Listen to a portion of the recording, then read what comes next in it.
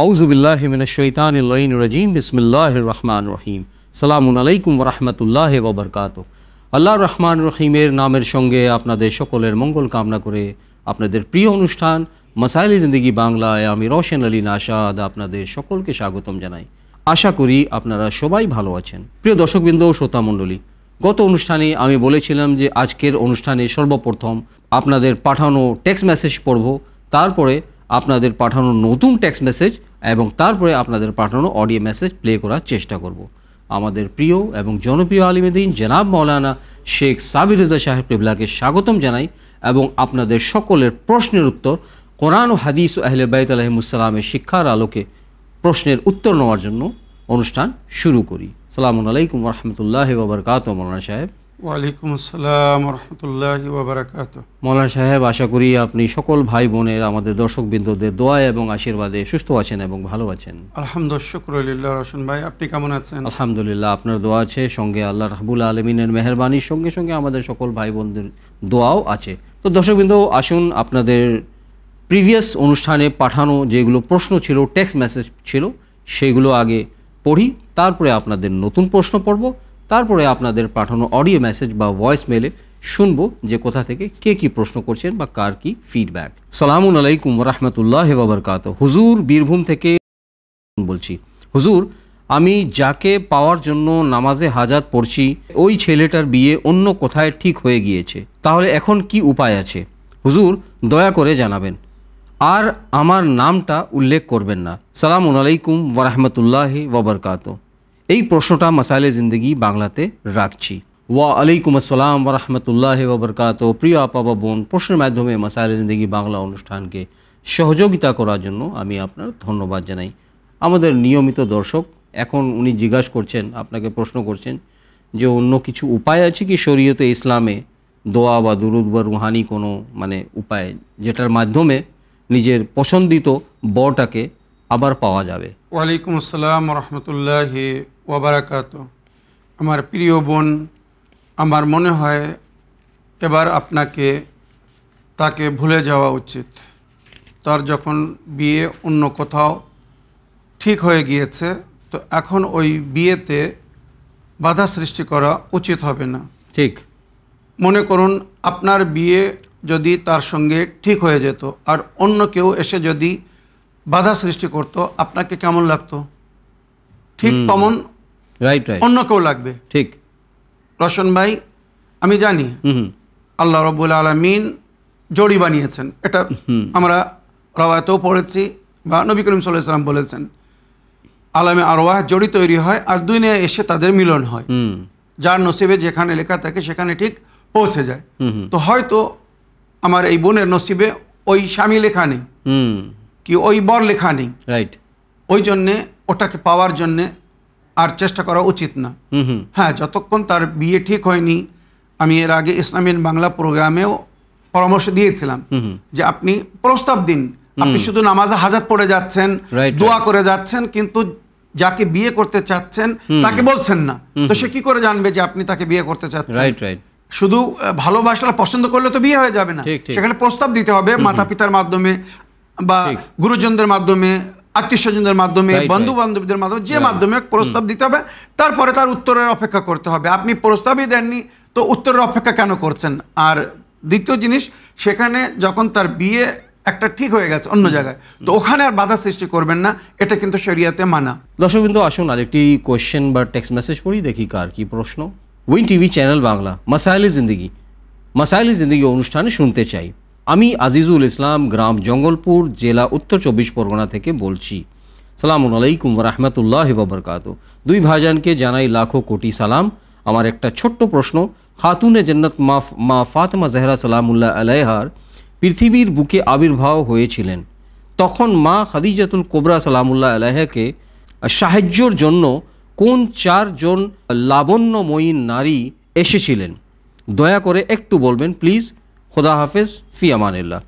ওয়া আলাইকুম আসসালাম ওয়া রাহমাতুল্লাহি ওয়া বারাকাতুহু। প্রিয় ভাই, এই সুন্দর প্রশ্নের মাধ্যমে মাসাইল-ই জিন্দেগি বাংলা অনুষ্ঠানকে সহযোগিতা করার জন্য, নিয়মিত উভয় অনুষ্ঠানকেও ফলো করার জন্য আমি আপনার ধন্যবাদ জানাই। আমাদের নিয়মিত দর্শক মাওলানা সাহেব, আজিজুল ইসলাম ভাই গ্রাম জঙ্গলপুর জেলা উত্তর 24 পরগনা থেকে প্রশ্ন করছেন যে বিবি ফাতেমা জাহরা সালামুল্লাহ আলাইহার মানে যখন জন্ম হয়েছিল তখন কি এরকম কোনো মানে লাবণ্যময় নারী মানে হয়তো কোন তো হুর বা পরি এসেছিলেন, এই বিষয়ে উনি প্রশ্ন করেছেন। ওয়ালাইকুম আসসালাম ওরহমতুল্লাহি ওয়াবারাকাত। আমার প্রিয় ভাই আজিজুল ইসলাম সাহেব, আপনি একটা সুন্দর বিষয় জানার জন্য প্রশ্ন রেখেছেন। ইসলামিক ইতিহাসে বা জানাবে ফাতেমা জাহরা সালামুল্লাহ আলাইহার জি জীবনীতে লেখা হয়েছে, ওনার জন্মের কাহিনীতে, রাইট, যে যখন জানাবে খাদিজাতুল কোবরা প্রেগনেন্ট ছিলেন আর বেলাদাতের সময় নিকটে এসেছিল, তো উনি নিজের বান্ধবীদেরকে, শহীদেরকে বা পরিচিত নারীদেরকে আমন্ত্রণ জানিয়েছিলেন যে আমার কাছে এসো, হয়তো খুব শীঘ্র আমার বাচ্চার প্রসবের সময় হয়ে গেছে। কিন্তু কেউ ওনার কাছে আসেনি, ওনার সহযোগিতা করতে আসেনি। আর তার কারণ ছিল যে জানাবে খাদিজাতুল কোবরা এক গরিব ছেলেকে বিয়ে করেছিলেন বলে তার বান্ধবীরা বা শহীরা সব বড় বড় ঘরের বউ ছিল, তো তারা ওখানে আসতে মানে লজ্জাবোধ করছিল যে আমরা খাদিজাতুল কোবরার বাড়িতে যাব না বা ওখানে যাব না যেখানে খাদিজাতুল কোবরা আমাদের কথা শুনিনি। ওই সমস্ত শহীরা বা বান্ধবীরা নাকি মানা করেছিল, মানে নবী করিম সাল্লাল্লাহু আলাইহি ওয়াসাল্লামের বিয়ে করতে মানা করেছিল যে মুহাম্মদ নবী এক গরিব মাতা পিতার ছেলে, ওকে বিয়ে করো না।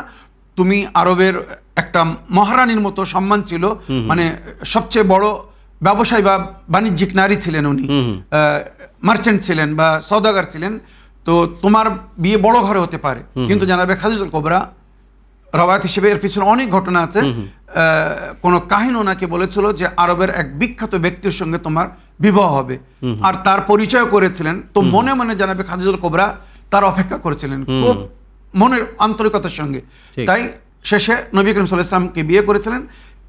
এবার যখন জানাবে ফাতেমা জাহরার বিলাদতের সময় নিকটে আসলো, তো উনি আমন্ত্রণ জানালেন যে ওই সময় নারীদের প্রয়োজন হয়, মদদের প্রয়োজন হয়, কিন্তু কেউ আসেনি। তাই যেটা ওনার জীবনীতে লেখা হয়েছে, আল্লাহ রাব্বুল আলামিন জানাবে খাদিজাতুল কোবরার সহযোগিতার জন্য বা ওই সময় মদত করার জন্য জান্নাত থেকে হুর পাঠিয়েছিলেন, 4টে হুর পাঠিয়েছিলেন, রওয়ায়াতের মধ্যে উল্লেখ হয়েছে।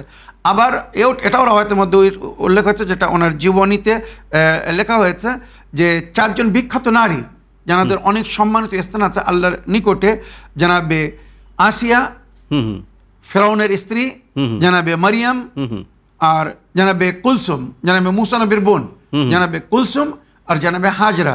এই 4জন নারীকে নাকি আল্লাহ রাব্বুল আলামিন এই দুনিয়ায় পাঠিয়েছিলেন জানাবে খাদিজাতুল কোবরার সহযোগিতা করার জন্য, আর ওনারা সঙ্গে ছিলেন। আর ওনাদের সহযোগিতায় নাকি জানাবে জাহরা সালামুল্লাহ আলাইহা এই দুনিয়ায় জন্ম নিয়েছিলেন। ওই 4জন নারী ছাড়া প্র্যাকটিক্যাল রূপে ওখানে জানাবে ফাতেমা বিনতে আসাদ হযরত আলী আলাইহিস সালামের মা জননী, উনি ওখানে মজুদ ছিলেন।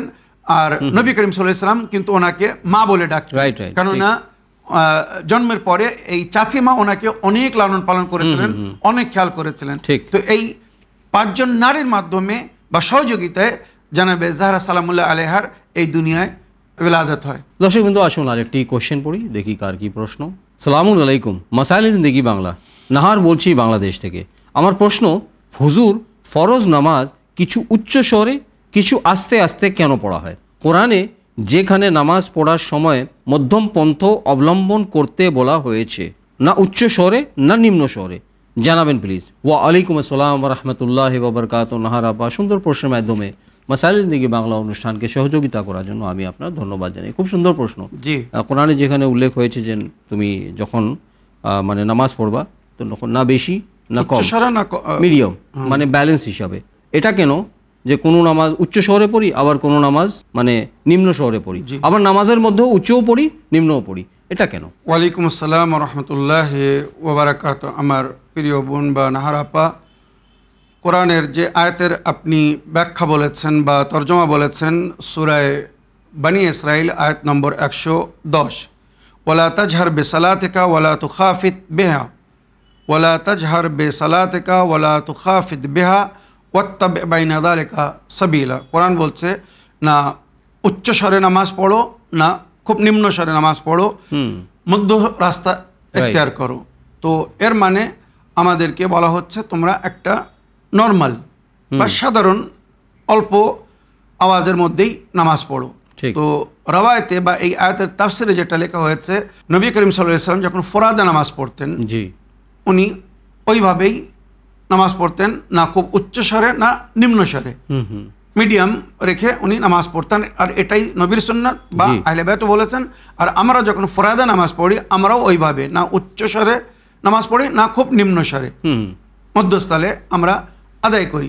কিন্তু জমাতে যখন আমরা নামাজ পড়ি, তো শরীয়তের হুকুম হচ্ছে, রশন ভাই, আমরা সেই যুগে যাব, নবীর যুগে, যে যুগে না কারেন্ট ছিল, না ইলেকট্রিক ডিভাইস ছিল, না মাইক ছিল যে আমাদের আওয়াজ দূরে পৌঁছে যাবে, বা জমাত আপনারা জানেন বহু লোক পিছনে নামাজ পড়তো সেই সময়। ঠিক। তো সেই সময় রশন ভাই রাতের নামাজগুলো মানে মাগরিব, এশা প্লাস সকালের নামাজ সামান্য রাত থাকতে শুরু হয়, আপনি জানেন। জি, জি। তো এটা অন্ধকারের সময় হতো। তো ওই সময় নবী করিম সাল্লাল্লাহু আলাইহি ওয়াসাল্লামকে আল্লাহ হুকুম দিয়েছিলেন যে আপনি একটু উচ্চ স্বরে নামাজ পড়ুন, যাতে পিছনে মামুমিনরা বুঝতে পারে এখন আপনি কোন অবস্থায় আছেন, হুম কোন পজিশনে। সুন্দর। ওই আওয়াজ ডিসাইড করবে। মনে করুন কেরাত করছেন, তার মানে ইমাম সাহেব কেয়ামে আছেন। রুকুর জিকির পড়ছেন, তার মানে ইমাম সাহেব রুকুতে আছেন। কেননা পিছনে সবাই কিন্তু দেখতে পাচ্ছে না, ওরা আওয়াজ শুনে চিনবে যে নবী আল্লাহ এখন বা ইমাম সাহেব এখন কোন স্থানে। ওই সেজদার যখন জিকির করতেন তারা বুঝতে পারতো। তো এইভাবে নবী করিম সাল্লাল্লাহু আলাইহি ওয়াসাল্লামকে আল্লাহর তরফ থেকে হুকুম দেওয়া হয়েছিল যে অন্ধকারের নামাজগুলো আপনি একটু উচ্চ স্বরে পড়বেন, জোরে পড়বেন, যাতে সবাই শুনে বুঝতে পারে। আর দিনের বেলা জোহর আসরের নামাজ দিনের আলোতে পড়া হতো, তো সবাই দেখতে পারতো যে নবী আলাইহিস সালাম এখন কোন অবস্থায় আছেন, কিয়ামে আছেন, না রুকুতে আছেন, না সেজদায় আছেন। ওই জন্য ওই নামাজগুলো একফাতি বলা হয়। yani নবী করিম সাল্লাল্লাহু আলাইহি ওয়াসাল্লাম খুব স্লো, মানে খুব আস্তে আস্তে পড়তেন, উচ্চস্বরে পড়া দরকার। এটাই ছিল শরীয়তের হুকুম। আর আজও কিন্তু আমরা এটাই ফলো করি। যখন আমরা নিজেরা ফরাদা নামাজ পড়ি তো একটা মিডিয়াম আওয়াজে, আর যখন জমাতে নামাজ হয়, রশন ভাই আজও দেখেছেন জি। ইলেকট্রিক যুগ, চারিদিকে লাইট থাকে, প্লাস মাইক লাগিয়ে নামাজ পড়ে, তারপরেও আমরা কিন্তু নবীর সুন্নাত হিসাবে যেভাবে নবী পড়িয়েছিলেন মাগরিব এশা নামাজ বা সকালের নামাজ উচ্চস্বরে পড়েছিলেন বলে আমরা ওটা উচ্চস্বরে পড়ি। তো দর্শকবৃন্দ, আসুন আরেকটি টেক্সট মেসেজ পড়ি, দেখি কোথা থেকে কে কি জানার ইচ্ছুক। আসসালামু আলাইকুম, মাসাইলে জিন্দেগি বাংলা। জনাব মৌলানা সাবির রেজা সাহেব এবং জনাব রোশন আলী আশাদ সাহেব, আমি নদিয়া জেলা থেকে সুরজ শেখ বলছি। মৌলানা সাহেব, আমার প্রশ্ন হলো পানি পান করার আদব কি কি, এবং পানি পান করার আগে বা পানি পান করার পরে কি দোয়া বা কি দোয়া পাঠ করতে হয়? ওয়া আলাইকুম আসসালাম ওয়া রাহমাতুল্লাহি ওয়া বারাকাতুহু। সুরজ ভাই, আপনার সুন্দর প্রশ্নের মাধ্যমে অনুষ্ঠানকে সহযোগিতা করার জন্য আমি আপনার ধন্যবাদ জানাই। আমাদের নিয়মিত দর্শক সুরজ শেখ ভাইয়ের কয়েকটি প্রশ্ন আছে, গত অনুষ্ঠানেরও প্রশ্ন আছে, আবার নতুন প্রশ্ন আছে। সময়ের মানে সীমিত হওয়ার জন্য আমি প্রশ্নগুলো অলরেডি মার্জ করে দিয়েছি, সুতরাং বারে বারে সালাম আলাইকুম বা খোদা হাফিজটা পড়বো না, ডাইরেক্টলি আপনার কাছে প্রশ্ন করব। তো ওনার প্রথম প্রশ্ন হচ্ছে যে পানি পান করার আগে বা পানি পান করার পরে কি দোয়া পড়তে হবে? জাযাকাল্লাহ। ওয়ালাইকুম আসসালাম রহমতুল্লাহি ওয়া বারাকাতুহু। আমার প্রিয় ভাই সুরজ শেখ সাহেব, পানি পান করার আদবে বলা হয়েছে যখন পানি পান করবে তো গেলাস বা যে বাসনে তুমি পানি নিয়ে পান করছো ওটা যেন পরিষ্কার হয় আর ভাঙাচুরো না হয়। ভাঙাচুরো বাসনে বা গেলাসে পানি পান করা নিষেধ, ঠিক। 1 নম্বর। দ্বিতীয়, ওই গেলাস বা ওই বাসনটা যেটায় আপনি পানি পান করছেন ওটা ডান হাতে ধরতে হবে, বাম হাতে ধরলে হবে না। রশন ভাই, আমাদের সমাজে আমরা দেখেছি অধিকাংশ, বিশেষ করে হোটেলে বসে যখন পান করে তো খাওয়ার সময় মানুষ পানি পান করে, তো ওটা বাঁ হাত দিয়ে গ্লাস ধরে পানি পান করে, ডান হাতে কিছু লাগা তাকে বলে। তো এখানে শরীয়ত মানা করেছে যে তোমরা খাওয়ার সময় পানি পান করো না, কেননা এটা হজমের জন্য ক্ষতি করে, প্লাস তোমাদেরকে ডান হাত দিয়ে গ্লাস ধরতে অসুবিধা হয় সেই সময়, মানে হাতে খাদ্য লেগে থাকে বলে। তো ওই জন্যে খাওয়ার পরে হাত ধুয়ে তারপরে ডান হাত দিয়ে গ্লাস ধরে পানি পান করতে বলা হয়েছে। আর এটা সব সময়ের জন্য, যখনই পানি পান করবেন ডান হাত দিয়ে গ্লাস ধরে পানি পান করবেন, এটা শরীয়তের হুকুম। হ্যাঁ, মজবুরিতে হয়, যদি কারোর ডান হাতে মনে করুন কোনো চোট লেগেছে, ব্যথা আছে, প্লাস্টার আছে, সুম্মা আযুবিল্লাহ, খোদা ক্ষমা করুক, কারোর ডান হাত নেই, তো সে তার মজবুরি, সে তখন বাম হাত দিয়ে পানি পান করতে পারে বা বাঁ হাত দিয়ে গ্লাস ধরতে পারে, কোনো অসুবিধা নেই। কিন্তু যত সময় সম্ভব ডান হাত দিয়ে গ্লাস ধরতে হবে। আর পানি পান করার সময় বিসমিল্লাহির রহমানির রহিম বলে শুরু করতে হবে। সমস্ত রওয়ায়াতের মধ্যে বলা হয়েছে পানাহার শুরু করার সময় বিসমিল্লাহির রহমানির রহিম বলে শুরু করো, ওই পানাহার তোমাকে ক্ষতি করবে না। এমনকি রওয়ায়াতের মধ্যে রসময় উল্লেখ হয়েছে খোদা না করুক যদি ওর মধ্যে কোনো বিষাক্ত জিনিস থাকে সেটাও আল্লাহ পানি করে দেবে, মানে এত প্রভাব। তো বিসমিল্লাহির রহমানির রহিম বলে শুরু করতে বলা হয়েছে। আর যেটা আপনি পান করছেন পান করার আগে ওটাকে ভালো করে চেক করতে বলা হয়েছে, দেখতে বলা হয়েছে ওর মধ্যে কোনো ময়লা নেই, কোনো অসুবিধে নেই বা কোনো এমন জিনিস নেই যেটা হয়তো পানাহার করা ঠিক না, এটা মনে রাখবেন। তাছাড়া দিনের বেলা পানি দাঁড়িয়ে পান করতে বলা হয়েছে, আর রাতের বেলা পানি বসে পান করতে বলা হয়েছে। তবে দিনের বেলা যদি কেউ বসে পান করতে চায় কোনো অসুবিধা নেই, তবে রাতের বেলা দাঁড়িয়ে পানি পান করতে মানা করা হয়েছে। রওয়ায়তে বলা হয়েছে এতে নাকি রোগ বাড়ে আর চোখের দৃষ্টি কমে যায়, ওই জন্য রাতের বেলা দাঁড়িয়ে কখনো পানি পান করবেন না। আর পানি কমসে কম 3 বারে, একেবারে মানে অনেকে পিপাসিত হয় তো একেবারে গেলাস বা জগ মুখে দিয়ে পুরো জগ খালি করে ফেলে, না, 3 বারে পানি পান করতে বলা হয়েছে, এটা মোস্তাহাব। 1 বার 1 ঘুট, 2 বার, দ্বিতীয় 3য় বার। আর বিশেষ করে আমরা গিলাস যখন মুখ লাগিয়ে পানি পান করি তো যেমন কোনো জিনিস চুষে খায় ওই রকমভাবে টেনে পানি পান করতে বলা হয়েছে, মানে একসঙ্গে বেশি পানি মুখে নিতে মানা।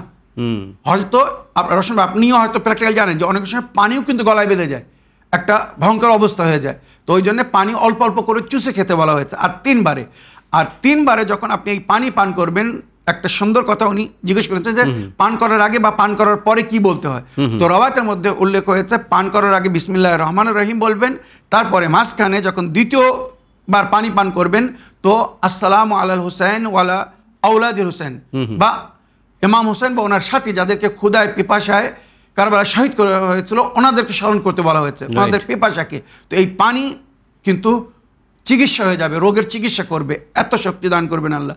তো দ্বিতীয়বার পানি পান করার সময় ইমাম হোসেনকে সালাম করবেন বা শহীদদেরকে সালাম করবেন, আর তৃতীয়বার পানি পান করার পরে আলহামদুলিল্লাহ বলবেন।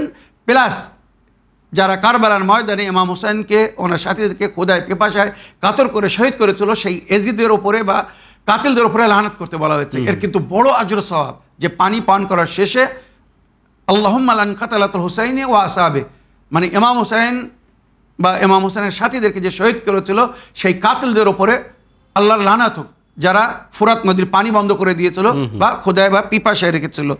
আর পানি পান করার বিশেষ একটি আদাবের মধ্যে যেটা নবী করিম সাল্লাল্লাহু আলাইহি ওয়াসাল্লাম বা আহলে বাইতের তালিমাতের মধ্যে উল্লেখ হয়েছে সেটা হচ্ছে যখন অতি পিপাসা লাগবে তখন পানি পান করবেন, মানে পিপাসা লাগছে না তাও জোর করে পানি পান করছেন তো মানা। এটা আজকাল কিছু ফিজিক্যাল ডাক্তাররা বলছে তোমার পিপাসা লাগুক আর না লাগুক, প্রয়োজন হোক আর না হোক, পানি পান করো বেশি থেকে বেশি। মেডিকেল সায়েন্স হিসেবে তারা বলছে হয়তো, কিন্তু শরীয়ত বলছে, নবীর সুন্নাত বলছে না, পানি তখনই পান করো যখন তোমার প্রয়োজন হবে, মানে পিপাসার অনুভব হবে, একটা পানি পান করার ইচ্ছা হবে, খাইশ হবে। আর মুরাগ্গান মানে আমরা বলি ওয়াইলি, চিকনা জিনিস খাওয়ার পরে পানি পান করতে নিষেধ করা হয়েছে, কেননা ওটা ডাইজেস্ট করতে অসুবিধা হবে। শরীয়ত এই যে নিয়ম বলেছে এর পিছনে কিন্তু রহস্য আছে, রাজ আছে। রহস্যন ভাই ডাক্তাররাও বলছে যে কোনো তেলা জিনিস খাওয়ার পরে যেন পানি পান করো না, ভাজা ভুজো খাওয়ার পরে পানি পান করো না, তেল ভেসে উঠবে আর ওটা তোমার লিভারকে ক্ষতি করবে। তো এটাও কিন্তু শরীয়ত আমাদের বলছে যে তোমরা যেন ওইভাবে পানি পান করো না। আর পানি পান করার প্রথমে যেটা বললাম বিসমিল্লাহ, আর শেষে আলহামদুলিল্লাহ বলতে ভুলবেন না। এখনের যুগে তো সুন্নত পালন তো করা হয় না, অনেক জায়গায় দেখা যায়, এমনকি মৌলানা সাহেবরাও বয়ান করেন মিম্বরের মধ্যে, সেখানে দেখা যায় যে মানে কেউ হয়তো মৌলানা সাহেবকে বোতলে পানি দিলেন, আবার মৌলানা সাহেব বোতলে পানি পান করলেন, এটা কীরকম? রশন ভাই এটা ফিজিক্যাল অনেক সময় কন্ডিশন বা মজবুরি হয়ে যায়, ওখানে হয়তো গিলাস থাকে না বা কোনো কিছু থাকে না, সেক্ষেত্রে আমাদেরকে বলা হয়েছে তোমাদেরকে বোতলে পানি পান করতে পারো, কোনো অসুবিধা নেই। তবে এটা মজবুরিতে, যদি আমার সামনে গিলাস থাকে, খোলা বাসন থাকে, যাতে আমি সুন্দরভাবে দেখে পানি পান করতে পারবো, সেটাই উত্তম। মৌলানা সাহেব কিন্তু আমরা যখন ছোট ছিলাম তখন তো আমরা দেখেছিলাম যে মেম্বারের সঙ্গে সাথে একটা মানে গিলাস রাখা থাকতো, সেই যুগটা কোথায় গেল? এটা কমিটির দায়িত্ব, ট্রাস্টের দায়িত্ব, যারা ইমামবাড়া পরিচালনা করছে, মসজিদ পরিচালনা করছে, মেম্বারের পাশে আমি আজও দেখেছি আরব দেশে, পারস্যে, ইরানে আমি দেখেছি মেম্বারের সঙ্গে ওরা একটা স্ট্যান্ড লাগায়, আর ওখানে গিলাস রাখা থাকে, কেননা কথা বলতে বলতে অনেক সময় পানির প্রয়োজন হয়, গলা শুকিয়ে যায়, তো ওটা আগে থেকে রাখা উচিত। আমি কিন্তু আমার সমস্ত দর্শকবৃন্দদের বলছি, আপনারা নিজের গ্রামের কমিটিকে বলুন, বা যদি আমার কোনো কমিটির দায়িত্বশীল ব্যক্তি ভাইরা আমার কথা শুনছেন, তো আপনার কাছে অনুরোধ, আপনারা মেম্বারের পাশে সবসময় 1 গ্লাস পানি রেখে দেবেন বক্তার জন্যে, কেননা বক্তা যখন বক্তব্য দেয় বা খতিব যখন খুতবা দেয় তো অনেক সময় কথা বলতে বলতে গলা শুকিয়ে যায়, তো সামান্য পানি পান করলে তাকে কথা বলতেও সুবিধা হয়। আর এই পানি পান করানোর জন্য যে আপনি কত সওয়াব পাবেন যার আপনি হয়তো নিজেও ভাবতে পারেন না। সবচেয়ে উত্তম সাদকা বলা হয়েছে রশন ভাই পানি পান করানো, এর চেয়ে তো সুন্দর সাদকা হতে পারে না। জাযাকাল্লাহ রশন ভাই, সুন্দর একটা কথা মনে করিয়ে দিয়েছেন। জি জি মৌলানা সাহেব, আমার সুরজ ভাই আরেকটি প্রশ্ন, যে ফিরোজা পাথরের বিষয়ে উনি জানতে চাচ্ছেন যে ফিরোজা পাথরের আংটি কোন দিন পরিধান করাটা ভালো এবং ফিরোজা পাথরের ফজিলত কী সঙ্গে ওনার আরেকটি প্রশ্ন যে হাজারুল কামারের আংটি কোন দিন পরিধান করাটা ভালো এবং হাজারুল কামারের পাথরের ফজিলত কী? ওয়ালাইকুম আসসালাম ওয়া রাহমাতুল্লাহি ওয়া বারাকাতুহু। আমার প্রিয় ভাই সুরাজ শেখ সাহেব, উভয় পাথর যার আপনি জিকির করেছেন, ফিরোজা পাথর বা হাজারুল কামার, সুন্দর পাথর, এর পরিধানের অনেক লাভ আছে। তবে বিস্তারিত বলতে গেলে অনেক সময়ের প্রয়োজন, অতি সংক্ষিপ্ত বলতে চাই। এই উভয় পাথর বৃহস্পতিবার বা শুক্রবার যে কোনো দিন আপনি সাদকা দিয়ে পড়তে পারেন, সামান্য সাদকা দিবেন। আর বৃহস্পতিবার এবং শুক্রবার উভয় দিনে যে কোনো দিন পড়তে পারবেন। আর ফিরোজা পাথরের গুণে বলা হয়েছে এটা দরিদ্রতা বা অভাব থেকে মুক্তিদান করে, চোখের দৃষ্টি বৃদ্ধি করে বা শারীরিক শক্তি বৃদ্ধি করে, মনোবলকে বৃদ্ধি করে, আর মানুষের সুখ শান্তিতে বৃদ্ধি করে, হার্ট ক্ষমতাকে বৃদ্ধি করে দেয়। তাছাড়া মানে গায়েব থেকে একটা সহযোগিতা পায়, আল্লাহ তার হেফাজত করে এবং ভয়ে ভীতু অনেক থেকে সমস্যা থেকে মুক্তি পাওয়া যায়। আর হাজারুল কামারের জন্য বলা হয়েছে এটা মানুষের বিবেক শক্তি বা জজবাতকে কন্ট্রোল করে প্লাস বৃদ্ধি করে, সুন্দর করে। তাছাড়া স্ট্রেস বা তানাও যাকে বলে আমরা, শারীরিক ডিপ্রেশন এর থেকেও মুক্তিদান করতে খুব সহযোগিতা করে। নিদ্রার প্রোগ্রাম, অনেকেই অনেক রাত পর্যন্ত ঘুম আসে না, তো এটা খুব সুন্দর। এটা পড়লে সময়ে ঘুম আসবে, আবার সময়ে ঘুম ভেঙে যাবে, এভাবে এর গুণাবলীতে লেখা হচ্ছে। আর নারীদের জন্য এই পাথরটাকে খুব সুন্দর বলা হয়েছে হাজারুল কামার, বিশেষ করে পিরিয়ড নিয়ন্ত্রণ করার জন্যে বা শারীরিক অনেক সমস্যার সমাধানের জন্য এই পাথরটা খুব মূল্যবান পাথর, হাজারুল কামার এর নাম। আর ওখানেও বলা হয়েছে মানফি শক্তি, মানে যে সমস্ত শক্তি আমাদেরকে ক্ষতি করার চেষ্টা করে, অদৃশ্য শক্তি, তার থেকেও হেফাজতের জন্য এই পাথরটা কিন্তু খুব গুরুত্বপূর্ণ। আশা করি আজকের এপিসোডে অতি সংক্ষেপে যতটুকু বলা সময় ছিল বা সম্ভব ছিল বললাম। দর্শকবৃন্দ, আরেকটি প্রশ্ন পড়ি, দেখি কার কি প্রশ্ন। সালামুন আলাইকুম, আমি মিজানুর রহমান মল্লিক, দক্ষিণ 24 পরগনার উস্তি থেকে উত্তর মাসালে জিন্দগিতে শুনতে চাই, রসুল সাল্লাল্লাহু আলাইহি সাল্লামের কয়টি কন্যা সন্তান ছিল? আমার জানা মতে একটি, সেটা শুধুমাত্র ফাতেমা জাহরা সালামুল্লাহ আলাইহা, কিন্তু কিছু শেখ বা মৌলানাকে বলতে শুনেছি যে রসুল্লাহ সাল্লাল্লাহু আলাইহি ওয়াসাল্লামের 4টি কন্যা সন্তান ছিল, সত্য কোনটা? এবং আমাদের মিজানুর রহমান ভাইয়ের আরেকটি প্রশ্ন গত অনুষ্ঠানে উনি করেছিলেন, ওনার দ্বিতীয় প্রশ্ন হচ্ছে যে পুরুষদের জন্য যদি জান্নাতে হুর থাকে তবে নারীদের জন্য কেন সেখানে হুর থাকবে না, বা আমরা কেন শুনি না নারীদের জন্য জান্নাতের হুর থাকবে? ওয়া আলাইকুম আসসালাম ওয়া রাহমাতুল্লাহি ওয়া বারাকাতুহু। প্রিয় মিজানুর ভাই, এই উভয় প্রশ্নের মাধ্যমে মাসালে জিন্দেগি বাংলা অনুষ্ঠানকে সহযোগিতা করার জন্য আমি আপনার ধন্যবাদ জানাই। ওয়ালাইকুম আসসালাম ওয়া রাহমাতুল্লাহি ওয়া বারাকাতুহু। আমার প্রিয় ভাই মিজানুর রহমান সাহেব, আপনি জানতে চেয়েছেন নবী করিম সাল্লাল্লাহু আলাইহি ওয়াসাল্লামের কয়টি কন্যা ছিল, কন্যা সন্তান? একটি না 4টি? জি জি, যেটা উনি অনেক বক্তার কাছে হয়তো শুনেছেন যে নবী করিম সাল্লাল্লাহু আলাইহি ওয়াসাল্লামের 4টি কন্যা ছিলেন। জি, ফাতেমা, জাইনাব, কুলসুম ও রোকাইয়া, যেটা বিখ্যাত। তো এখানে আমি আপনাকে বলতে চাই বা আমার দর্শকবৃন্দদেরকে আমি বহুবার বলেছি যে নবী করিম সাল্লাল্লাহু আলাইহি ওয়াসাল্লামের একমাত্র কন্যা ছিলেন ফাতেমা জাহরা সালামুল্লাহ আলাইহা। তাই যখন ফাতেমা জাহরা সালামুল্লাহ আলাইহার নাম নেওয়া হয় তো সঙ্গে ওনার মাতা পিতারও নাম নেওয়া হয়। পিতা নবী করিম সাল্লাল্লাহু আলাইহি ওয়াসাল্লাম আর মা জানাবে খাদিজা। কিন্তু অন্য কন্যাদের যখন নাম নেওয়া হয় রোশন ভাই, কোথাও খাদিজা সালামুল্লাহ আলাইহার জিকির হয় না বা কোনো মায়ের নাম নেওয়া হয় না। এখান থেকে বোঝা যায় যে ওনারা নবী করিম সাল্লাল্লাহু আলাইহি ওয়াসাল্লামের কন্যা ছিলেন না।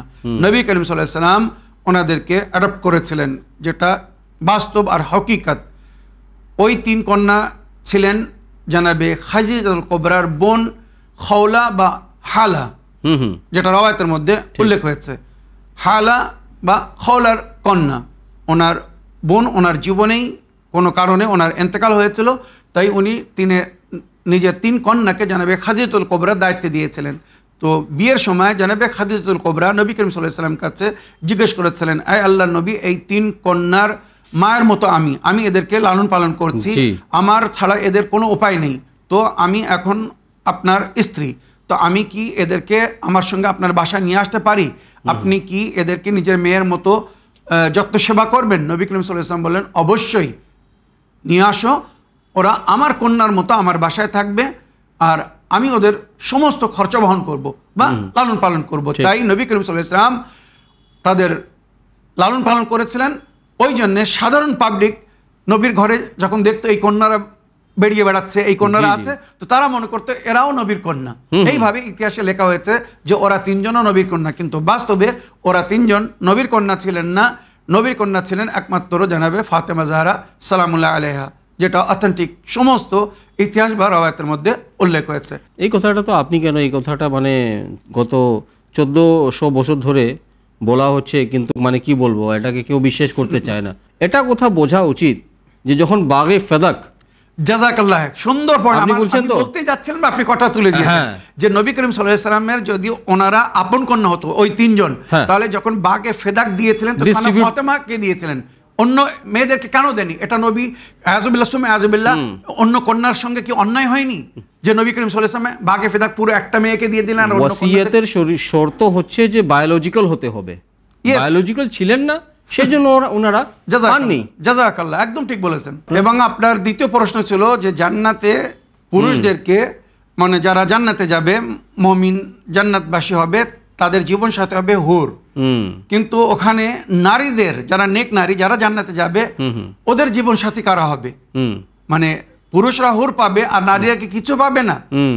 এটা সমাজের অন্যায়, বা আমি বলবো মৌলবীদের দোষ, আল্লাহর দোষ না, রসুলের দোষ না। কারণ কোরআনের আয়াতের মধ্যে উল্লেখ হয়েছে নারীদের জন্য গিলমান বা বিলদান, সূরা ওয়াকিয়ার মধ্যে জিকির হয়েছে। ঠিক ঠিক, পুরুষরা তাদের জীবন সাথী হবে হুর, দেখতে সুন্দর নারী। ওইরূপ যে সমস্ত নারীরা জান্নাতবাসী হবে তাদের জীবন সাথী হবে গিলমান বা বিলদান বলা হয়েছে।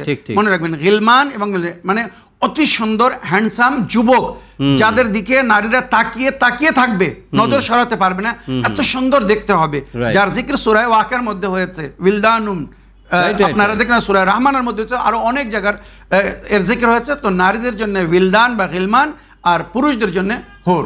সবচেয়ে ইম্পর্টেন্ট কথা মৌলানা সাহেব, যে হুর থাকুক না কেন, গিলদান বা বিলদান থাকুক না কেন, মানে একজন নারীর জন্য ওর স্বামী, একজন পুরুষের জন্য ওর ওয়াইফ মানে স্ত্রী সবচেয়ে বেশি সুন্দর থাকবে সেখানে। জাযাকাল্লাহ, একদম 100% কথা বলেছেন রশন ভাই। এটাই রাওয়াতের মধ্যে উল্লেখ হয়েছে যে স্বামী স্ত্রী যদি উভয়, ভালো করে মন দিয়ে শুনবেন রশন ভাই যে কথাটা বলছেন, শরীয়তে বা নবী করিম সাল্লাল্লাহু আলাইহি ওয়াসাল্লামের রাওয়াতের মধ্যে উল্লেখ আছে, বর্ণিত আছে যে স্বামী স্ত্রী উভয় যদি নেক হয়, মানে নেক নারী নেক পুরুষ হয়, আর উভয় যদি জান্নাতে যায়, তো এই হুর ও গিলমানের চেয়ে এনারা দেখতে সুন্দর হবেন।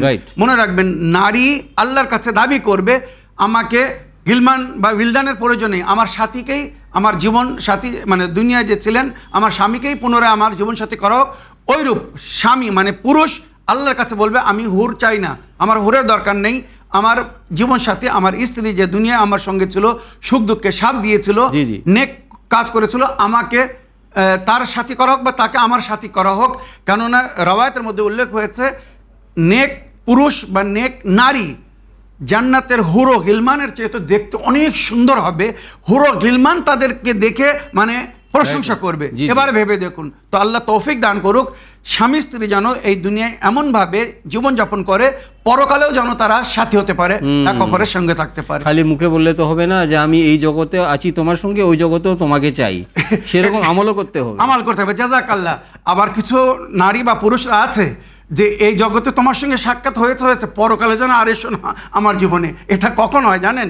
যখন এই দুনিয়ায় এক অপরের সঙ্গে মনোমিল হয় না, এরা বলে যে পরকালে যেন আমার পাশে আর এসো না, বা আমি তোমাকে আর চাই না। তো দর্শকবৃন্দ, আসুন আর একটি প্রশ্ন পড়ি, দেখি কার কি প্রশ্ন বা কোথা থেকে কে কি জানার ইচ্ছুক। আসসালামু আলাইকুম মৌলানা সাহেব, আমি নদিয়া জেলা থেকে মোহিনী আনসারি বলছি, আশা করি ভালো আছেন। মৌলানা সাহেব, আমার স্বামী মারা গিয়েছে, 18 দিন হয়েছে। আমার স্বামীর বয়স 27 ছিল, আমাদের বিয়ে হয়েছে 2 বছর 6 মাস। আমার মেয়ের বয়স 1 বছর 3 মাস। আমার মেয়ের জন্য আপনারা সবাই দোয়া করবেন। আমার স্বামীর জন্য কোন দোয়াটা করলে এখন ভালো হবে? আমার স্বামী যখন 15 বছর বয়সে ছিল তখন স্বপ্নে দেখেছিল যে 27 বছর বয়সে মারা যাবে। আমাকে বিয়ের পরে অনেকবার বলেছিল, আমি বিশ্বাস করিনি।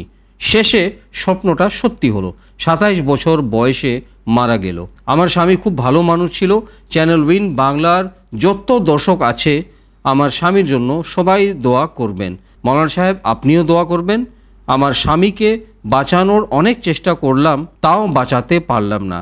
আমার স্বামীর মারা যাওয়ার তারিখ 8-9-25। উত্তর মাসাইলে জিন্দগিতে দেবেন। খোদা হাফিজ। ওয়ালাইকুম আসসালাম ওরহমতুল্লাহ ওবরকাত। প্রিয় আপা, এই প্রশ্নের মাধ্যমে মাসাইল জিন্দগি বাংলা অনুষ্ঠানকে সহযোগিতা করার জন্য আমি আপনার ধন্যবাদ জানাই। মনোয়ার সাহেব, অ্যাকচুয়ালি দুঃখজনক নিউজ বলা যায়, খবর বলা যায় যে আমাদের নিয়মিত দর্শক মোহিনী আনসারির আপার স্বামী ইন্তেকাল করেছেন, অসুস্থ থেকে মারা গিয়েছেন। জি জি, উনি অনেক চেষ্টা করেছেন কিন্তু বাঁচাতে পারেননি। এখন উনি আপনাকেও রিকোয়েস্ট করেছেন দোয়া করার জন্য। ওয়ালাইকুম আসসালাম ওরহমতুল্লাহি ওয়া বারাকাতুহু। আমার প্রিয় বোন, সর্বপ্রথম আপনাকে আন্তরিক সহানুভূতি ও সংবেদনা জানাই আপনার স্বামীর ইন্তেকাল উপলক্ষে। আপনার মেয়ের জন্য আল্লাহর কাছে দোয়া করব, সে যেন সুন্দরভাবে লালিত পালিত হয়, আল্লাহ তার হেফাজত করুক। তবে আপনার স্বামীর যে স্বপ্নের কথাটা বললেন, উনি 15 বছর বয়সে স্বপ্ন দেখেছিলেন যে 27 বছর বয়সে মারা যাবেন। জি। তো অনেক অনেক সময় আল্লাহ স্বপ্নের মাধ্যমে নিজের বান্দাদেরকে সতর্কতা দেয়, সজাগ করে।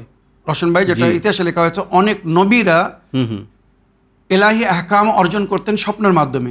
নবীদের স্বপ্ন কিন্তু সাধারণ স্বপ্ন হয় না, যেটা জানাবে ইব্রাহিম নবীর সম্পর্কে কোরআনের মধ্যে উল্লেখ হয়েছে, ইন্নী রাআইতু ফিল মানামি আন্নী আযবাহুকা, আমি স্বপ্নে দেখেছি তোমাকে জবাই করছি। উনি নিজের ছেলেকে ইসমাইলকে বলেছিলেন। তো ছেলে ইসমাইল, উনিও নবী ছিলেন, উনি কি উত্তর দিলেন, কি বললেন? ইফআল মা তুমার, বাবাজান আপনি ওটা করুন যেটা আপনার হুকুম দেওয়া হয়েছে। এটা স্বপ্ন না, এটা আল্লাহর তরফ থেকে হুকুম দেওয়া হয়েছে। তবে মনে রাখবেন, আপনার স্বামীর জীবন বাঁচাতে পারতেন। যেমন আল্লাহ ইসমাইল নবীর পরিবর্তে একটি কুরবানির মাধ্যমে ইসমাইল নবীর জীবনকে রক্ষা দিয়েছিলেন। ওইরূপ রওয়ায়াতের মধ্যে বলা হয়েছে, তোমরা সন্তানের আকিকা করো। আপনার স্বামীর আকিকা হয়েছিল কিনা আমি জানি না, আকিকা হওয়া উচিত ছিল যদি না হয়ে থাকতো। আর দ্বিতীয়, যখন উনি অসুস্থ ছিলেন সেই সময় যদি ওনার জানের পরিবর্তে একটি জান কুরবান করা হতো, যেটা সমস্ত মাসুমিনরা বলেছেন, অনেক অনেক সময় জানের পরিবর্তে জান দিলে আল্লাহ তার জানকে বক্সে দেয় বা আল্লাহ তাকে জীবন বৃদ্ধি করে দেয়, অনেক রূপে সাদকাও করতে পারে। জাযাকাল্লাহ। তো আপনি যদি নিয়মিত সাদকা দিতেন, আর বিশেষ করে যদি জানের বদলে কোনো জান কুরবান করতেন, তো হয়তো আপনার স্বামীর জীবন বেঁচে যেত বা বৃদ্ধি হয়ে যেত। এটা আমরা একটা সম্ভাবনা বলতে পারি। আল্লাহ লৌহে মাহফুজে যেটা লিখেছেন সেটা হবে, ঘটবে। কিন্তু ইয়ামুল্লাহ মাইয়াশা ও ইয়াসবুতু মাইয়াশা, এটা কোরআনের মধ্যে জিকির হয়েছে। আল্লাহ অনেক জিনিসকে সাব্যস্ত করে দেন, আবার অনেক জিনিসকে মুছে দেন। আমাদের নেকি দেখে বালা মুসিবতকে মুছে দেন, আবার আমাদের বদি দেখে জীবন কমও করে দেন। কিন্তু এটাও রওয়ায়াতের মধ্যে, হাদিসের মধ্যে বা আল্লাহর কালামের মধ্যে জিকির হয়েছে। তো আমার প্রিয় বোন, যেটা হওয়া সেটা হয়ে গেছে, উনি আর দুঃখ করবেন না। তবে আপনার স্বামীর রুহের শান্তির জন্য এবারে আপনি দান খয়রাত করুন, সাদকা দিন, যেটা সবচেয়ে বেশি বলা হচ্ছে। আপনার স্বামীর মনোনীত বা পছন্দিত জিনিসগুলো আল্লাহর পথে দান করুন। পরকালে বা আলেমে বারজাকে ওনাকে সেগুলো সুন্দর উপহারভাবে দেওয়া হবে। তার নামে যদি দান খয়রাত বা সাদকা বা পানাহার না করাতে পারেন, তো কমস কম প্রতিদিন তার নামে ফাতিহা পড়ুন, কোরআন তেলাওয়াত করে তার রুহকে বকশে দিন, বা তার নামে যা কিছু নেকি আমরা নিজের জন্য করি, আমরা নিজের মরহুমিনদের জন্য করতে পারি। শুধু নিয়াত করে নিতে হবে যে আমি এই নেকি আমার অমুক মরহুমের জন্য করছি। তো আপনার ওই পুরো নেকির আজর সওয়াব ওই মরহুমকেও দেওয়া হবে। আল্লাহ রাব্বুল আলামিন আপনার স্বামীর রুহকে শান্তি দান করুন এবং ওনার রুহের মাগফিরাত করুন, এবং আল্লাহ যেন ওনাকে জান্নাতবাসী করেন। আল্লাহর কাছে এই দোয়া করব। ইন্না লিল্লাহি ওয়া ইন্না ইলাইহি রাজিউন। দর্শকবৃন্দ, আরেকটি টেক্সট মেসেজ পড়ি, দেখি কোথা থেকে কে কি জানার ইচ্ছুক বা কার কি ফিডব্যাক। আসসালামু আলাইকুম, আমি উত্তর মাসাইলে জিন্দেগিতে শুনতে চাই। আমার 2 ভাইজান এবং উভয়ের পরিবারের সদস্য সকলকে জানাই 1000 কোটি দুরুদ ও সালাম। ভাইজান, আমার একটা অনুরোধ, আমার আব্বু জান এই মাসে ইন্তেকাল করেছেন, বলছি একটু দোয়া করবেন ভাইজান। আর এর সঙ্গে আমার আব্বু জান ও বড় ভাই জানের জন্য দোয়া করবেন। আল্লাহ যেন জান্নাতে ফিরদৌস নসিব করুন। এর সঙ্গে দর্শকবৃন্দদেরকেও বলছি আপনারাও প্লিজ দোয়া করবেন। আমিন ইয়া রাব্বুল আলামিন। ওয়া আলাইকুম আসসালাম রাহমাতুল্লাহি ওয়া বারাকাতুহু। এই দুঃখের খবর, মানে এই ইন্তেকালের যে খবরটা দিয়েছেন তার জন্য আপনাকে আমি সহানুভূতি এবং সংবেদনাও সঙ্গে জানাতে চাই। মনোয়ার সাহেব, আবার একটি মানে ব্যাড নিউজ বলা যায় যে আমাদের নিয়মিত দর্শক, ইনারও আব্বু জানের ইন্তেকাল হয়েছে। ইন্না লিল্লাহি ওয়া ইন্না ইলাইহি রাজিউন। দোয়ার জন্য ইনি আমাদের সকলকে, সঙ্গে আপনাকেও মানে রিকোয়েস্ট করেছেন। জি, ওয়ালাইকুম আসসালাম রহমতুল্লাহি ওয়া বারাকাতুহু। আমার প্রিয় বোন, আমি সর্বপ্রথম আপনাকে আন্তরিক সহানুভূতি ও সংবেদনা জানাই। আল্লাহ রাব্বুল আলামিন আপনার আব্বু জানের মাগফিরাত করুক, ওনার রূহকে শান্তি দান করুক এবং পরকালে উনি যেন শান্তিতে থাকেন বা জান্নাতবাসী হন, আল্লাহর কাছে দোয়া করব। তাছাড়া আমি সকলের জন্য বলছি, আমরা যদি আশা করি শুধু জান্নাতুল ফিরদৌস বা জান্নাতে যাওয়ার, আর সেই জায়গার জন্য যদি কাজ না করি, যে কাজ আমাকে জান্নাতে উচ্চ থেকে উচ্চ স্থান দান করবে। জান্নাতের কিন্তু 7টি তবকা আছে, তো 7ম তবকা, শেষ তবকা রিয়াজুল জান্নাহ বা জান্নাতুল ফিরদৌস যাকে বলা হয়েছে, যেটা নবী বা ইমাম বা আল্লাহর ওলি আউলিয়াদের জায়গা, ওখানে যদি থাকতে চান তো সেই কাজ করতে হবে যেগুলো আল্লাহ রসুল বা আহলে বায়ত বলেছেন, তাহলে আমরা ওনাদের নিকটে স্থান পাবো। তা নাহলে শুধু দাবি করলে বা দোয়া করলে কিন্তু কেউ ওই স্থান পাবে না। আল্লাহ রাব্বুল আলামিন আপনার পিতার রূহের মাগফিরাত করুন, আর আশা করি উনি জান্নাতবাসী হবেন। দর্শক বিন্দু, সময় হচ্ছে আপনাদের পাঠানো অডিও মেসেজ বা ভয়েসমেল প্লে করার। তো দেখি শুনি কোথা থেকে কে কি জানার ইচ্ছুক বা কার কি প্রশ্ন বা ফিডব্যাক। ওয়ালাইকুম মৌলানা সাহেব, আমি মুর্শিদাবাদ থেকে বলছি। একটা প্রশ্ন রাখছি, মাসলামাইল জিন্দেগিতে শুনতে চাই। আশা করি আপনারা দু ভাইয়ে ভালো আছেন। আপনাদের হাজার হাজার সালাম জানাই। ইন্নামা আশকু বান্তি ওয়া খুজনি ইলাল্লাহ। মৌলানা সাহেব, এটাই আমি ইউটিউবে দেখছি, তো এটার উপরে রাত্রির বেলায় আকাশের পান তাকিয়ে দোয়াটা পড়তে বলছে, তা আপনি একটু বলবেন যে দোয়াটা কি, আর ইয়ার কি ফজিলত, আর কতবার বলতে হবে? আসসালামু আলাইকুম ওয়া রাহমাতুল্লাহি ওয়া বারাকাতুহু। ওয়া আলাইকুম আসসালাম ওয়া রাহমাতুল্লাহি ওয়া বারাকাতুহু। প্রিয় আপা, প্রশ্নের মাধ্যমে মাসাইল জিন্দেগি বাংলা অনুষ্ঠানকে সহযোগিতা করার জন্য আমি আপনার ধন্যবাদ জানাই। ওয়ালাইকুম আসসালাম রহমতুল্লাহি ওয়া বারাকাতুহু। আমার প্রিয় বোন, আপনি যে আয়াতটি বা দোয়াটি পড়লেন, এটা পবিত্র কোরআনে সূরা ইউসুফের আয়াত নম্বর 86, সূরা ইউসুফ আয়াত নম্বর 86। জনাবে ইউসুফকে হারানোর পরে উনি খুব দুঃখের মধ্যে ছিলেন, খুব কষ্টের মধ্যে ছিলেন। আর এর কারণ ছিল ওনার আপন ছেলেরা, জনাবি ইউসুফ নবীর ভাইরা কিন্তু ওনাকে জঙ্গলে কূপের মধ্যে ফেলে এসেছিল। তারপরে পুরো ঘটনা আপনারা শুনেছেন বা সূরা ইউসুফের মধ্যে বা তার তাফসিরে যার জিকির হয়েছে। তো যখন মানুষ কোনো কারণে দুঃখিত হয়, কষ্ট পায়, বা কোনো শত্রু দুশমন যদি তাকে আঘাত করতে চায় বা আঘাত করে বা যন্ত্রণা দেয়, তো সেই দুশমনের যন্ত্রণা, আঘাত বা শত্রুতা থেকে মুক্তি পাওয়ার জন্যে এই আয়াতটি 11 বার পড়ে আকাশের দিকে দম করতে বলা হয়েছে। এটা মানে আরেফিনদের কথা হচ্ছে। জি, এটা করলে কি হবে, যেমন আল্লাহ রাব্বুল আলামিন ইয়াকুব নবীকে ওনার দুঃখ কষ্ট থেকে নেজাত দিয়েছিলেন বা নিবারণ করেছিলেন, পুনরায় উনি ইউসুফকে ফিরে পেয়েছিলেন, ওইরূপ আল্লাহ রাব্বুল আলামিন আপনার শত্রু থেকে, আপনার দুশমন থেকে আপনাকে নেজাত দান করবে। বা অনেক সময় যেটা আরিফিনরা বলেছেন, মনে করুন আপনার হক কেউ আপনাকে দিচ্ছে না, আপনাকে দুঃখ দিচ্ছে, কষ্ট দিচ্ছে, তো আপনি বিচার আল্লাহর উপরে ছেড়ে দিন, যে আল্লাহ আপনিই বিচার করুন। তখন আল্লাহ যা বিচার করবে সেটা দেখার মতো হবে আর অনুভবও করবেন। আর যে শত্রুর নামে এটা পড়বেন, যদি কেউ আপনাকে বারবার কষ্ট দিচ্ছে, আঘাত করছে, আপনাকে দুঃখ দিচ্ছে, আপনি তার নাম নিয়ে যদি এটা পড়ে বিচার বা সিদ্ধান্ত আল্লাহর কাছে ছেড়ে দেন, তো আল্লাহর তরফ থেকে সে সাজা পাবে বা শাস্তি পাবে। তাই এই আয়াতটি সঠিকভাবে আমি পড়ছি, যেভাবে আমি পড়ছি এইভাবে পড়বেন। ইন্নামা আশকু বাসি ওয়া হুজনি ইলাল্লাহ। বান্নি না, ওটা বাসি। ইন্নামা আশকু বাসি ওয়া হুজনি ইলাইক। আল্লাহ রাব্বুল আলামিন, আমি আমার দুঃখ কষ্ট সব কিছুকে আপনার কাছে সমর্পণ করলাম, এবারে আপনি এর সমাধান করুন। তখন আল্লাহর তরফ থেকে সমাধান হবে বা আল্লাহ রাব্বুল আলামিন দুশমন বা শত্রু থেকে নেজাত দান করবে। এটা যে কোনো সময়, সকাল সন্ধ্যা যে কোনো সময় পড়তে পারেন, কোনো অসুবিধা নেই। দর্শক বিন্দু আসুন আরেকটি ভয়েসমেল শুনি, দেখি কার কি প্রশ্ন। ওয়ালাইকুম মৌলানা সাহেব, আমি মুর্শিদাবাদ থেকে বলছি। একটা মাসলামাইল জিন্দেগিতে একটা প্রশ্ন রাখছি। আশা করি আমার দু ভাইয়ে ভালো আছেন, ভালো থাকুন, সুস্থ থাকুন। আল্লাহ রব্বুল আলমিনের কাছে এই দোয়া করি, আল্লাহ যে 99টি নামের মধ্যে একটি নাম ইয়া মঈদু, এই নামের ফজিলতটা একটু বলবেন, আর কতবার ভিড় করতে হবে এটা একটু বলবেন। আর আল ওদুদো এর মানেটাও একটু বলবেন, আর কতবার পড়তে হবে সেটাও বলবেন। আসসালামু আলাইকুম ওয়া রাহমাতুল্লাহি ওয়া বারাকাতুহু। ওয়ালাইকুম আসসালাম ওরহমতুল্লাহ ববরকাত। প্রিয় আপা, প্রশ্নের মাধ্যমে মাসাইলে জিন্দেগি বাংলা অনুষ্ঠানকে সহযোগিতা করার জন্য আমি আপনার ধন্যবাদ জানাই। মৌলানা সাহেব, আপনার যেটা মানে solo program Islam in Bangla, সেখানে অলরেডি আপনি জাযাকাল্লাহ। মানে প্রত্যেক এপিসোডে 2টা 3টা 4টা করে আপনি আল্লাহর যেটা 99 নাম, সেই ব্যাখ্যা নামগুলো করছি। থেকে আপনি মিনিং সহ এবং ওই নামগুলোর ফজিলত কি কি বা ওই ইসমায়ে আজম কখন পড়তে হবে এগুলো সব আপনি অলরেডি প্রত্যেক দিন বয়ান করছেন। বলছি জি, জাযাকাল্লাহ। ওয়ালাইকুম আসসালাম ওয়া রাহমাতুল্লাহি ওয়া বারাকাতুহু। আমার প্রিয় বোন যেমন রওশন ভাই বললেন বা আপনারাও শুনছেন, আমি প্রতিদিন আপনাদের প্রশ্নের উত্তর দেওয়ার আগে যতটুকু সম্ভব হচ্ছে 10 থেকে 15 মিনিটের মধ্যে আল্লাহ পাকের কিছু নামের আমি ব্যাখ্যা করছি। ওয়ালিল্লাহিল আসমাউল হুসনা ফাদউহু বিহা, যেটা কোরআনের আয়াতের মধ্যে উল্লেখ হয়েছে যে আল্লাহর কিছু পবিত্র নাম আছে, সেই নামের সঙ্গে তাকে স্মরণ করো বা তাকে ডাকো।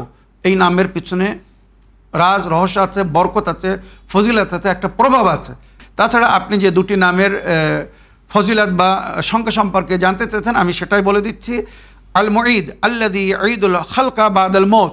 মুঈদ মানে আল্লাহ রাব্বুল আলামিন পুনরায় আমাদেরকে আবার কিয়ামতের দিনে ফিরিয়ে দেবেন, মানে আমাদেরকে সৃষ্টি করেছেন। মিনহা খালাকনাকুম ওয়া ফিহা নুঈদুকুম ওয়া মিনহা নুখরিজুকুম তারাতান উখরা। আল্লাহ বলছেন, আমি এই মাটি থেকে তোমাদেরকে সৃষ্টি করেছি, আবার এই মাটিতে ফিরিয়ে দেবো, আবার পুনরায় এই মাটি থেকে তোমাদেরকে তোলা হবে। তো ওই যে পুনরায় তোলা হবে হিসাব কিতাবের জন্য, ওই জন্য আল্লাহ রাব্বুল আলামিনকে বলা হয়েছে মুঈদ, মানে আমাদেরকে ফিরিয়ে দেবেন, আবার পুনরায় জীবন ফিরিয়ে দেবেন, যাতে আমরা হিসাব কিতাব দিতে পারি, হিসাব কিতাব হয়। আর এই আল মুঈদ এই নামের সংখ্যা হচ্ছে 155 বার, 155। সুতরাং যে কোনো সময় 155 বার যদি কেউ পড়ে তো আল্লাহ রাব্বুল আলামিন তার জীবন বৃদ্ধি করবে। এছাড়া আরও অনেক ফজিলত বা বরকত আছে, যেগুলো আপনারা ইসলামিন বাংলা মানে আমাদের সোলো প্রোগ্রামের মধ্যে আপনারা শুনতে পারবেন বা শুনছেন। আল ওদুদু আল্লাযী ইউহিব্বু ইবাদাহু সালিহিন। আল ওদুদু শব্দের অর্থ হচ্ছে আল্লাহ নিজের মুমিন বান্দা, মানে যারা নেক বান্দা, ইমানদার, তাদেরকে ভালোবাসেন, তাদেরকে পছন্দ করেন। আল হাবিব মানে আল্লাহ বান্দাদেরকে ভালোবাসেন, কিন্তু সবাইকে, এখানে কোনো খাস নেই। ঠিক, কিন্তু ওদুদ ব্যবহার হয়েছে রশন ভাই নেক মুমিন বান্দাদের জন্য। আল্লাহ নিজের নেক বা মুমিন বান্দাদেরকে অন্তর থেকে ভালোবাসাকে ওদুদ বলা হয়। আল ওদুদ, আল ওদুদ মানে অন্তর থেকে কাউকে ভালোবাসা। তো আল্লাহর নাম আল ওদুদ মানে আল্লাহ নিজের নেক বান্দাদেরকে, যাদের নেকিকে আল্লাহ পছন্দ করেন, তাদেরকে অন্তর থেকে ভালোবাসেন। এমনি তো আল্লাহ নিজের সমস্ত বান্দাকে ভালোবাসেন যাদেরকে সৃষ্টি করেছেন, কিন্তু যারা আল্লাহর কথা মানে, আল্লাহর কথা শুনে, আল্লাহ তাদেরকে বেশি ভালোবাসেন। মাতা পিতা, আমরাও দুনিয়ার অসুবিধা দেখছি, মাতা পিতা নিজের সমস্ত সন্তানকে ভালোবাসেন, কিন্তু ওই সন্তানদেরকে বেশি ভালোবাসেন যারা মা বাপের সমস্ত কথা মানে, সমস্তভাবে শ্রদ্ধা করে, সম্মান করে। মনে রাখবেন, এটাই কিন্তু প্র্যাকটিক্যাল। ওইরূপ আল্লাহ আমাদেরকে ভালোবাসেন, বান্দাদেরকে ভালোবাসেন, কিন্তু কাউকে কম, কাউকে বেশি। বেশি ভালোবাসার কারণ হচ্ছে যারা আল্লাহর মনোনীত বা পছন্দিত কাজ করে, যে কাজ করলে আল্লাহ খুশি হয়, আল্লাহ তাদেরকে বেশি ভালোবাসে, ওই জন্য তারা আল্লাহর ওলি আউলিয়া হয়ে যায়। তো দর্শক বিন্দু আসুন আরেকটি ভয়েসমেল শুনি, দেখি কার কি প্রশ্ন বা কোথা থেকে কে কি জানার ইচ্ছুক। সালামু আলাইকুম, আমি শরীফ শেখ বলছি কলকাতা নিউ টাউন থেকে। আশা করি ভালো আছেন, আল্লাহ আপনার ভালো রাখুক। প্রশ্নটা হচ্ছে, আদমকে সেজদা করার জন্য যখন নির্দেশ করলেন, তখন সমস্ত ফেরেশতারা সেজদা করলেন, আজাজিল করলেন না, অবাধ্য হলেন। তা আজাজিলকে যে সেজদা করার কথাটা বললেন, আল্লাহকে তো উনি দেখেননি, শুনলেন, কিন্তু শোনা কথা উনি মানলেন না। আর আজরাইলকে ফেরেশতারা এসেই খবর নিশ্চয় দিয়েছিলেন, তাহলে আজাজিল কি ফেরেশতাদের দেখতে পেয়েছিলেন, না খালি শোনার ওপরে ইয়েস আর নো করলেন? এই বিষয় নিয়ে আলোচনা করার জন্য মাসালে জিন্দেগিতে আমি অনুরোধ রাখলাম। সালামু আলাইকুম রহমতুল্লাহ বারকাতুহু। ওয়ালাইকুম আসসালাম ওরহমতুল্লাহ ওবরকাত। প্রিয় শরীফ ভাই, এই সুন্দর প্রশ্নের মাধ্যমে মাসাইলে জিন্দেগি বাংলা অনুষ্ঠানকে সহযোগিতা করার জন্য আমি আপনার ধন্যবাদ জানাই। আমাদের শরীফ ভাইয়ের তো অ্যাকচুয়ালি মানে প্রশ্নগুলো এরকম থাকে যে মানে ওটা যদি ডিসকাস করা হয় তো একটা অনুষ্ঠান মানে পুরো একটা এপিসোড করতে হবে। পুরো একটা এপিসোড করতে হবে। কিন্তু ভালো লাগছে অনেকদিন পরে আবার শরীফ ভাইয়ের প্রশ্ন রিসিভ করলাম। জি, তো মৌলানা সাহেব, ছিলেন আর ছিলোর মধ্যে পার্থক্য আছে। উনি শয়তানকে খুব সম্মানের খুব সঙ্গে সম্মানের বলছেন। সঙ্গে হ্যাঁ ঠিক। ওয়ালাইকুম আসসালাম ওয়া রাহমাতুল্লাহি ওয়া বারাকাতুহু। মাঝখানে হয়তো কিছু অসুবিধার কারণে আপনি অনেক দিন ভয়েসমেল পাঠাননি, যাক পুনরায় আপনি আবার ভয়েসমেল পাঠিয়েছেন। তবে এখানে আমি আপনার প্রশ্নের উত্তর দেওয়ার আগে দুটি কমেন্টস করব, দুটি কথা বলবো। এক নম্বর, সেটা হচ্ছে নবী বা ইমামদের যখন নাম নেবেন তো আলাইহিসসালাম বলবেন, যেমন হজরত আদম আলাইহিসসালাম। আর আপনি আজাজিল বা শয়তান যাকে বলা হয় জি। তার নামের সঙ্গে বলছেন, করছেন, মানে একটা সম্মানিত শব্দ ব্যবহার করছেন, এটাও করবেন না। এবারে ওখানে আপনি যে কথাটা বলছেন যে শয়তান আল্লাহকে দেখেছিল কিনা, ফেরেশতারা শয়তানকে দেখেছিল কিনা, শয়তান ফেরেশতাদেরকে দেখেছিল কিনা, শুধু আওয়াজ শুনেছিল, এগুলো জেনে কিন্তু খুব একটা বড় উপকারের হবে না। না না, আমি একটা কথা বলতে চাই, রাগ করবেন না। ঠিক ঠিক। আমার কথা হচ্ছে এমন বিষয়ে জানার চেষ্টা করুন যার মাধ্যমে জ্ঞান বৃদ্ধি হবে, আর যেগুলো জানার প্রয়োজন এগুলো মানে যদি নাও জানেন কোনো ক্ষতি নেই। কথা হচ্ছে আপনার প্রশ্ন ভুল না, আমি এটা বলছি না। কথা হচ্ছে এগুলো না জানলেও কোনো অসুবিধা নেই। তবে এবারে আপনি হয়তো আজাজিল আর আজরাইলের মধ্যে যে কী পার্থক্য হয়তো সেটা বুঝতে পারছেন না। আজরাইল মালাকুল মউতের নাম, মালাকুল মউত ফেরেশতা ছিল।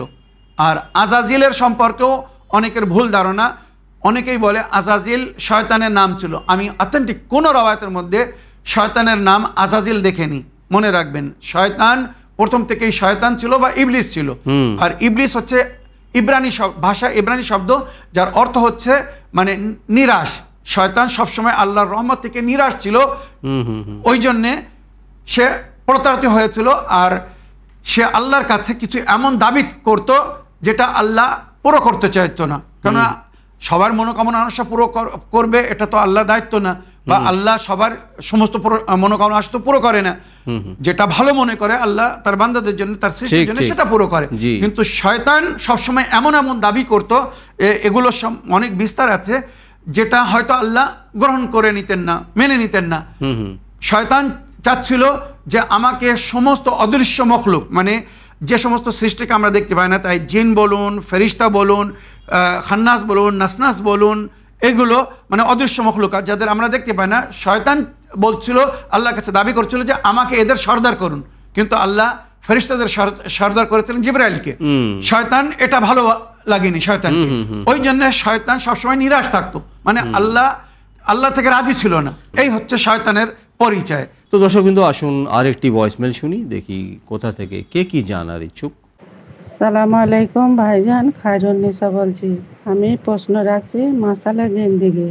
আমার সাবির ভাইজান, আমার রওশন আলী ভাইজান, আপনারা ভালো থাকবেন, সুস্থ থাকবেন। আল্লাহ রব্বুল আলামিন আপনাদেরকে ভালো রাখুক। আমার দুই ভাই যখন প্রশ্নের ব্যাখ্যা বলেন খুবই ভালো লাগেন। ভাইজান, আমি একটি প্রশ্ন রাখছি যে মায়াতকে গোসল দেয়, মনে করুন জীবিত থাকতে তার বেটা ছেলে, মেয়ে ছেলে, যেই হোক, নারী পুরুষ, তার পরনে যে জামা কাপড় থাকে সেগুলো পাল্টিয়ে দিয়ে আমরা দম চলে গেলে যে ভালো বিছানা, ভালো শাড়ি, কাপড় চাদর হয়তো ঢাকা দিলাম, যে তারপরে যখন লাওয়ায় সব খুলে দিয়ে শাড়িটা থাকে দিয়ে হয়তো আর গোসলের জায়গায় দিলাম, গোসলের বেডে দিয়ে গোসল দিই, দিয়ে একটা গোসল দিয়ে শাড়িটা পাল্টিয়ে দিই। মেয়ে ছেলে, ছেলেদের কি করে সেটা তো আমরা জানি না। মেয়ে ছেলে দিয়ে ধরুন আবার একটা শাড়ি পরিয়ে দেওয়া হয়, দিয়ে আবার একটা গোসল দেওয়া হয়। সেই গোসলটা হয়ে গেলে শাড়িটা পাল্টিয়ে আবার একটা শাড়ি পরিয়ে গোসল দেওয়া হয়। তা এটা ঠিক না ভুল ভাইজান, এটা একটু বলবেন। বলে যে জবার গোসল দেবে তবার শাড়ি পাল্টাতে হবে, একটা শাড়িতেই না সেই বিছানা পাল্টাবার পরে যে শাড়িটা জড়ানো ছিল সেইটাতেই গোসল হবে? আপনি একটু বিস্তারিত আলোচনা করবেন। সালামু আলাইকুম রহমতুল্লাহি ওয়া বারাকাতুহু। ওয়ালাইকুম আসসালাম ওয়া রাহমাতুল্লাহি ওয়া বারাকাতুহু। প্রিয় আপা, এই প্রশ্নের মাধ্যমে মাসাইল জিন্দেগি বাংলা অনুষ্ঠানকে সহযোগিতা করার জন্য আমি আপনার ধন্যবাদ জানাই। মৌলানা সাহেব, আপনি মানে এই যে নিয়মটা, মানে গোসলের নিয়ম নীতিটা অলরেডি কয়েকটি অনুষ্ঠানে আপনি বয়ান করেছেন। তো মানে সময় সীমিত হওয়ার কারণে আমি আপার মানে প্রশ্নটা রিপিট করতে চাবো না, সুতরাং আপনাকে রিকোয়েস্ট করব যে আপনি সরাসরি উত্তরটা দিলে মানে বেশি ভালো হবে। ওয়ালাইকুম আসসালাম রহমতুল্লাহ ওয়া বারাকাতুহু। আমার প্রিয় বোন বা আপা, যেমন রওশন ভাই বলেছেন, মাইয়াতকে কিভাবে গোসল দিতে হবে আমি অনেক এপিসোডে বলেছি, বিভিন্নভাবে বলেছি, বিভিন্নবার বলেছি। তবুও আরও একবার আপনার প্রশ্নের উত্তরে বলতে চাই, মাইয়াতকে গোসল দেওয়ার সময় নারী হোক আর পুরুষ, শরিয়াতের একটা নিয়ম আছে, শৃঙ্খলা আছে, আর সেটা হচ্ছে আগে তাকে নির্বস্ত্র করতে হবে। এটাই শরিয়াতের হুকুম। ছেলে হোক আর মেয়ে হোক, পুরো কাপড় যেটা পরে সে মারা গিয়েছে তার পুরো কাপড়কে খুলে ফেলতে হবে। আর গোসল দেওয়ার সময় তার লজ্জাস্থানের উপরে কাপড় রেখে দিতে হবে। চাদর হোক, কোনো অন্য কাপড় হোক, নারী বা পুরুষ উভয়ের লজ্জাস্থানের উপরে কাপড় রেখে গোসল দিতে বলা হয়েছে। এটাই হচ্ছে শরিয়াতের হুকুম। এবারে পুরুষদের জন্য যখন আমরাও গোসল দিয়েছি বা যখন গোসল দেয় দেখে পুরুষের লজ্জাস্থানের উপরে একটা চাদর বা কোনো কাপড় দিয়ে দেওয়া হয়, জি। আর পুরো শরীরকে খোলা রেখে গোসল করা হয়। তবে ওখানে কোনো নারীদেরকে আসতে দেওয়া হয় না বা একটা ঘেরা জায়গায় গোসল দেওয়া হয়। জি। ওইরূপ নারীদের গোসল দেওয়ার সময় বলা হয়েছে রশন ভাই, নারীদের পুরো শরীরকে লজ্জাস্থানের সমান সম্মান দান করা হয়েছে। জি, জি। তো ওই জন্য নারীদেরকে একটা চাদরের উপরে, মানে উপর থেকে একটা চাদর দিয়ে তার ভিতরে গোসল দিতে বলা হয়েছে। মানে কাপড় কিন্তু খুলে দিতে হবে, কাপড় সমেত গোসল দিলে হবে না। কেননা শরীরের একটা একটা অংশ যদি পানি না পৌঁছায় তো গোসল বাতিল হয়ে যাবে। তো ওই জন্য কাপড় খুলে দিতে হবে। এবারে তার উপর দিয়ে একটা পরিষ্কার পাক সাদা চাদর বা কাপড় ঢেকে দিতে হবে। এবারে তার নিচে রেখে গোসল দিতে হবে। মানে চারি কোণায় কেউ ধরে থাকবে চারজন, আর নিচে একজন হাত দিয়ে গোসল দেবে, দেখারও প্রয়োজন নেই। ওই জন্য লজ্জাস্থান বিশেষ করে জীবিত থাকাকালীন বা মৃত্যুর পরে দেখা হারাম। লজ্জাস্থান দেখা হারাম তো হারাম। তো নারীদের গোসল নারীরা দেয়, তো নারীরা হয়তো নারীদের সাধারণ শরীরকে দেখতে পারে, কিন্তু লজ্জাস্থান দেখার অনুমতি নেই। ওই জন্যে লজ্জাস্থানের উপরে কাপড় রেখে বাকি শরীরকে, মানে লজ্জাস্থান প্লাস বুকের উপরে কাপড় রাখতে বলা হয়েছে নারীদের। তারপরে বাকি শরীরকে খোলা রেখে ওর উপরে পানি দিয়ে, মানে চাদরের নিচে ওপরে একটা চাদর ধরে রাখবে, তার নিচে নল দিয়ে, জগ দিয়ে, মগ দিয়ে, যেভাবে হোক আপনারা গোসল দিতে পারবেন। প্রথম মানে আবে সিদের মানে কুলের পাতার পানি দিয়ে গোসল করতে বলা হয়েছে, গোসল দিতে বলা হয়েছে। এটা সাবানের কাজ করে বা অ্যান্টিবায়োটিক। জি, জি। তারপরে আবে কাফুর বা কপ্পুরের পানি দিয়ে গোসল দিতে বলা হয়েছে। তারপরে শেষে খালিস পানি দিয়ে গোসল দিতে বলা হয়েছে। তারপরে ওটাকে, শরীরটাকে ভালো করে শুকনো কাপড় দিয়ে মুছে ফেলতে পারে। এগুলো সব কিন্তু ওই চাদরের নিচে হবে, যেন বডি না দেখা যায়। এটা একটা সম্মান। মনে রাখবেন, আপনি নারীকে যখন গোসল দিবেন এইভাবে গোসল দিবেন। বুকের ওপর একটা কাপড় রেখে দেবেন, লজ্জাস্থানের ওপর একটা কাপড় রেখে দেবেন, বাকি শরীর খোলা থাকলে কোনো অসুবিধা নেই। তবে ওপরে একটা চাদর ধরে রাখতে হবে, চার কোনায় যেন চারজন ধরে রাখে, বা দুজন মানুষ ওই ধারে পায়ের দিকে একজন দাঁড়িয়ে, মাথা দিয়ে একজন দাঁড়িয়ে চাদরটা ধরে রাখবে, আর তার নিচে মাইয়াত থাকবে। তারপরে আপনি হাত দিয়ে স্পর্শ করে গোসল দিতে পারবেন, কোনো অসুবিধা নেই। নল লাগানো হয় আজকাল, যেখানে গোসল দেওয়া হয়, নল দিয়ে হোক, মগ দিয়ে, জগ দিয়ে আপনি গোসল দেন, আপনাকেও শরীর দেখার প্রয়োজন হবে না। এইভাবে আদবের সঙ্গে নারীকে গোসল দিতে বলা হয়েছে। ওইভাবে পুরুষকেও মানে গোসল দেওয়া হয়, তো তার লজ্জাস্থানের উপরে কাপড় রেখে বাকি শরীরকে খোলা রেখে ভালো করে ধুয়ে পরিষ্কার করে যেভাবে 3টে গোসল দিতে বলা হয়েছে ওইভাবে গোসল দেওয়া হয়। দর্শকবৃন্দ, সময় হচ্ছে অনুষ্ঠানের শেষ অডিও মেসেজ বা ভয়েসমেল শোনার। তো দেখি কোথা থেকে কে কি জানার ইচ্ছুক। আসসালামু আলাইকুম ওয়া রাহমাতুল্লাহি ওয়া বারাকাতুহু। মাওলানা সাহেব মুর্শিদাবাদ থেকে আমি বলছি। আমার প্রশ্ন হলো যে এইদিকে মানে বিড়ির কালচার, মেয়েরা বিড়ির হাতের কাজ জানি, অন্য কিছু জানি না, কিন্তু বিড়ি বাঁধা মানে অনেকে বলছে হারাম। মানে বিড়ি তো আর ভালো মানুষে খায় না, কোনো ইমানদার মানুষ খাবে না, তো খারাপ মানুষই খায়। তো এটার জন্য আমি মনে করি যে বিড়ি বাঁধাটা হারাম। তো আমি সেই কারণে আমি বিড়ি বাঁধি না। আমি বুঝতে পারছি আমার দোয়া কবুল করছে আল্লাহ, আমার উপরে রাজি আছে, রাজি খুশি আছে। তো আমার নিজ বিবেককে মনে হচ্ছে যে আমি যে আল্লাহ আমাকে ভালোবাসে, এই ভালোবাসা আমার মধ্যে আল্লাহ প্রকাশ ফুটিয়েছে। তো আমি এটাই আমি চাইছি যে আমাকে আমার রব্বুল আলামিন ভালোবাসে। তো এই ভালোবাসার মানুষটা খারাপ কাজ করবে, মানে হারামের কাজ করবে, এই হাত দিয়ে আমি একটা মানে বিড়ি বাঁধা হারাম বলছে, তো আমি এই হারামের কাজ করব, আল্লাহ হয়তো পছন্দ করবেন না, সেই কারণে আমি বিড়ি বাঁধা মানে ছেড়ে দিয়েছি। তো আপনাদের জানাশোনা হলে আমাদেরকে একটা পরামর্শ দিবেন যে হালাল ইনকামে কিভাবে মানে ইনকাম করা যায়, মেয়েদের যা টাকিটুকি ইনকাম করা যায় ছোটখাটো, সেটার একটু হালাল পন্থায় একটু বলে দিবেন কি করে হালাল ইনকাম করা যায়। মানে মেয়েরা তো অনেক কিছু করতে পারে, গৃহপালিত পশু আর কিছু, একটু দুই একটা যদি আর ইসলামিক মেয়েদেরকে কি কাজ করতে হালাল বলেছে সেটা একটু জানাবেন। আর একটা প্রশ্ন যে আমি গত কতবার কিছুদিন না কত এপিসোড যে পাঠিয়েছি, এপিসোডে আমি কত প্রশ্ন ভয়েস মেল পাঠিয়েছি, আমি প্রশ্নের উত্তর পাইনি।